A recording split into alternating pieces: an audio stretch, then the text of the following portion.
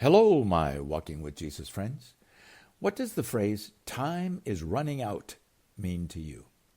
Perhaps you think of an athletic game with seconds left on the clock, or maybe a friend serving in the military and their overseas deployment is nearing its end. Yesterday I left you in the king's palace in Babylon. A grand celebration of the empire's nobles had been disrupted by a very frightening experience. A disembodied hand had miraculously appeared in the air and written words on the palace wall which only Daniel seemed able to read. King Belshazzar had led this grand celebration to become a mockery of God, and Daniel's words to the king had left everyone who heard them in shock. You have set yourself up against the Lord of heaven. You had the golden goblets from his temple brought to you, and you and the nobles drank wine from them. You praised the gods of silver and gold, of bronze, iron, wood, and stone, which cannot see or hear or understand. But you did not honor the God who holds your life in his hands. Therefore, he has sent the hand that wrote this inscription, Mene, Mene, Tekel, Parson. Daniel chapter 5, verse 23 to 25. As far as we know, these three words were unknown to King Belshazzar and everyone else in the room. These words, according to scholars and linguists, were most likely from a dialect spoken in the Galilee region of Israel, Aramaic.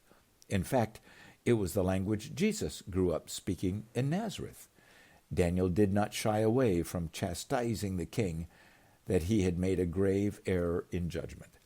His party was blaspheming and mocking the very God who had created him, the God who gave him his every breath, and the God who daily held the king's very life in his hands. As a result, this arrogant king was about to experience the judgment of the Almighty God whom he mocked. Daniel next proceeded to explain what the words meant for God's pronouncement over King Belshazzar. Mene, God has numbered the days of your reign and brought it to an end. Daniel chapter 5, verse 26. The word mene could be understood to mean to number something. This must have been shocking news to King Belshazzar. Babylon, as a great city, was impregnable as far as everyone could imagine. The city was completely surrounded by a great wall at least 40 feet high, and wide enough that several chariots could ride side by side on top of the wall.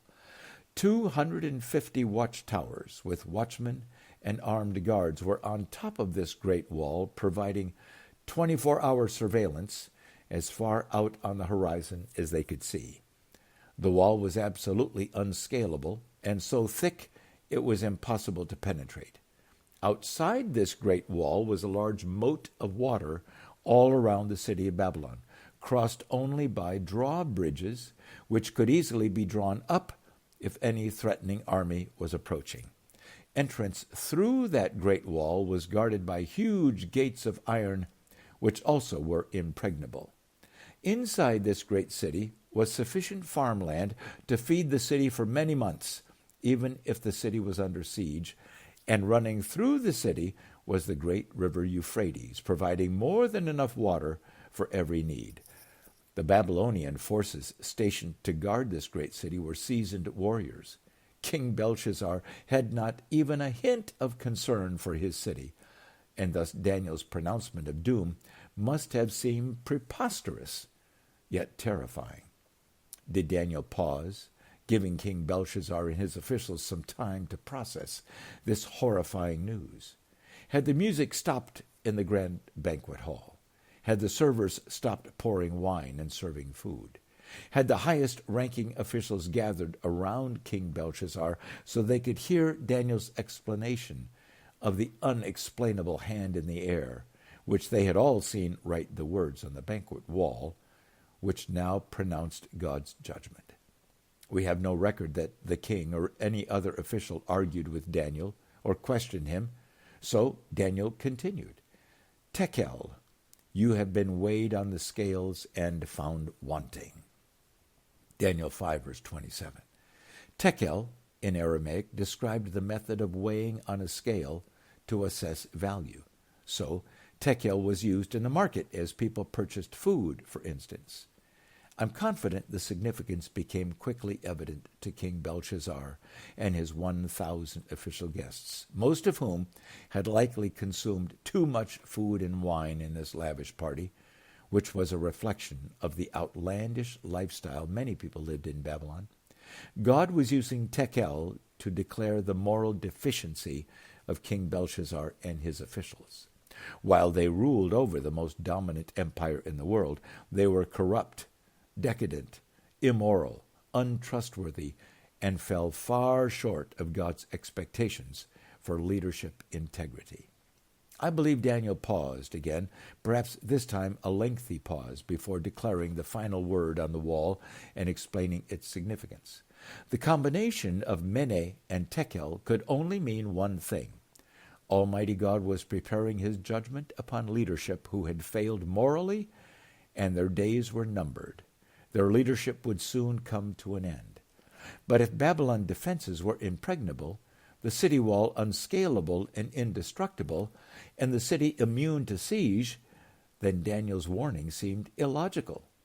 But the terrifying image which they had all seen of a disembodied hand writing these words on the wall was evidence of a power unknown to any kingdom in the world.